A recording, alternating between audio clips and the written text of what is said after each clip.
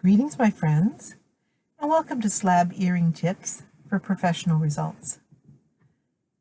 And that's brought to you by tinypandora.com, where you'll find a lot of these supplies. So here are a few that I made for you. None of them were hard, and I used this texture sheet and this nice silkscreen sheet and a little bit of cane that I had laying around.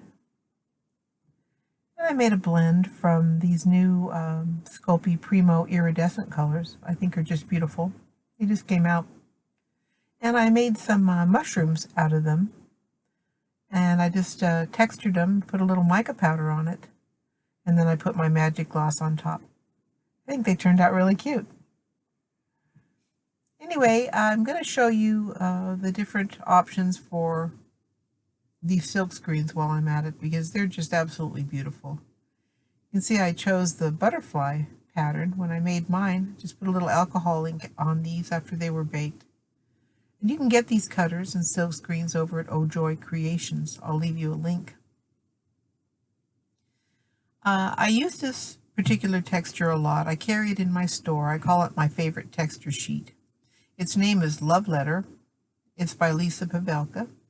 I carry some of her things like the magic gloss and this, which I just love. And I'll show you an easy way to make some slab earrings out of cane slices. You know, you don't want your slab earrings to look like everybody else's. Whatever shape you're cutting, whatever is in style, can be enhanced by your own creativity. Really make it stand out for you. I've cut out these two with the writing on the back, the cane on the front. I've tried to make them as symmetrical as I can. I'll do the same with the little dots that go on top that hold the stud findings. In the meantime, I want to clean up my edges. I do that with rubbing alcohol. This is like 91% or something. It's in my favorite skull shot glass. And I put a little sponge in there and some alcohol, and I can go along my edges and get them really smooth. So if you haven't tried that method yet, I bet you'll really like it. It'll save you a lot of sanding and a lot of trimming. I still trim a little bit with my X-Acto if I need to once it's baked. But you can get most of it out this way. So maybe you have a tall cutter for that circle up there. This is kind of a tall cutter that I'm using. And so I'm dipping it in cornstarch so that I don't mess up the removal process, because we all know how they can stick. Sorry, my fuzzy noggin's in there. It's good to look right over the top of where you're cutting if you want your two buttons at the top to be nice and symmetrical, which I do. That second one, I didn't dip it, and I'll show you how you get it out. If it does get a little bit stuck in there. I just use a soft brush like this one. This is from the Goldilocks collection. I have those in my store. They're a pretty good deal.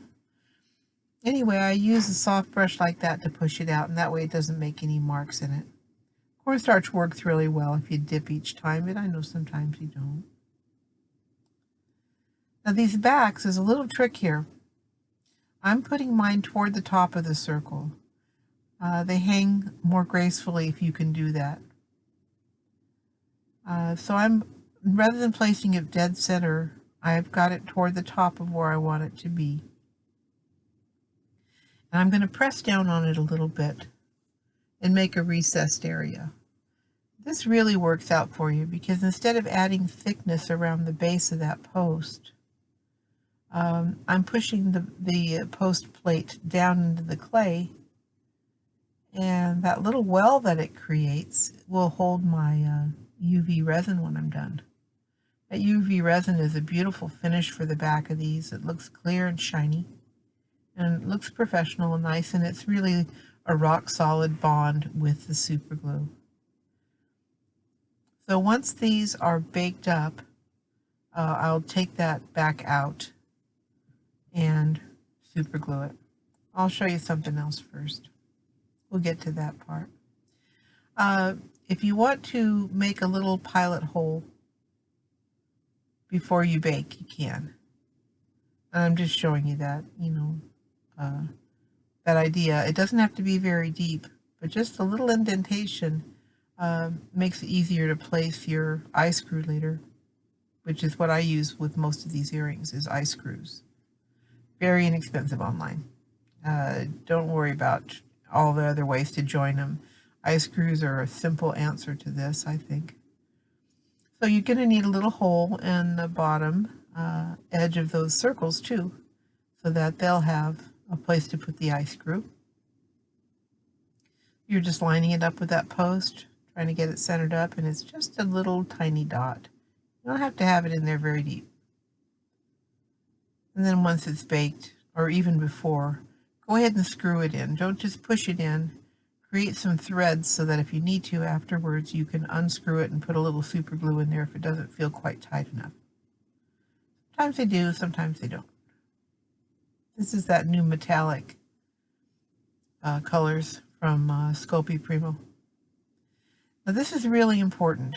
Once they're out of the oven and they're cooled off, make a little perimeter of your magic gloss and then put it in the center. And I'm going to show you that. So there's my perimeter.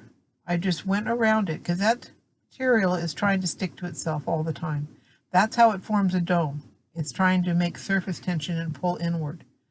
And if you just have that ring on there with the empty middle, it doesn't have any place else to go but in the ring. See what I'm saying? So that way you don't have the pulling in, you don't have that margin that's empty.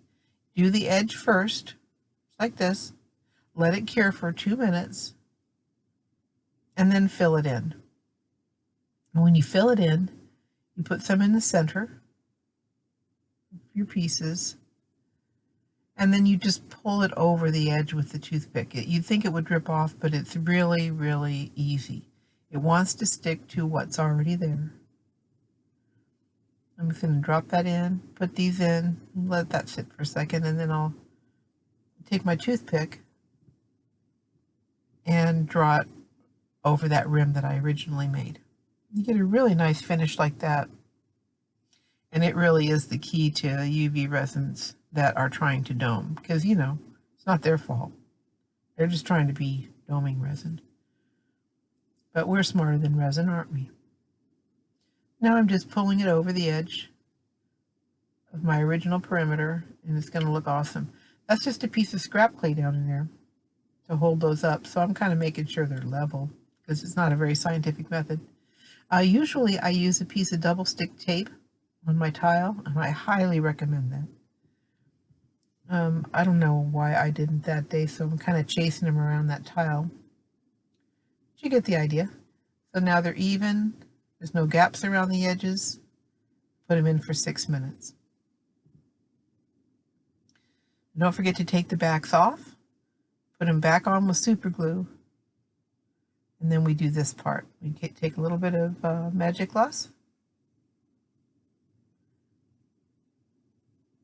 And smooth it down. And you've got a little bit of area there to put it in because you pushed them in a tad. Now a lot of people put a disc of clay over their finding. That can be secure sometimes. Sometimes a thin little disc of clay, that metal wants to just pop right back out of there.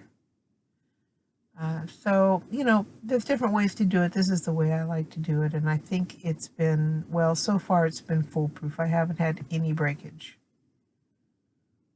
on the posts. I haven't had them come off.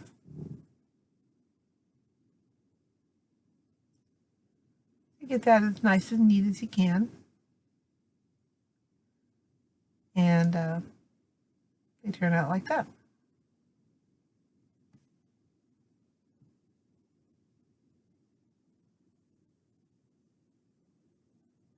When it comes to putting them together, I just put the eye screws where I want them. So in this case, it's going to be one in the little stud button and one in the drop, little angle. And you're going to put yours together however you want to and have fun with them. But I hope these tips have helped a little bit. Come see me on the lives. I'd love to get with you. And I'll leave you a link below. Bye-bye.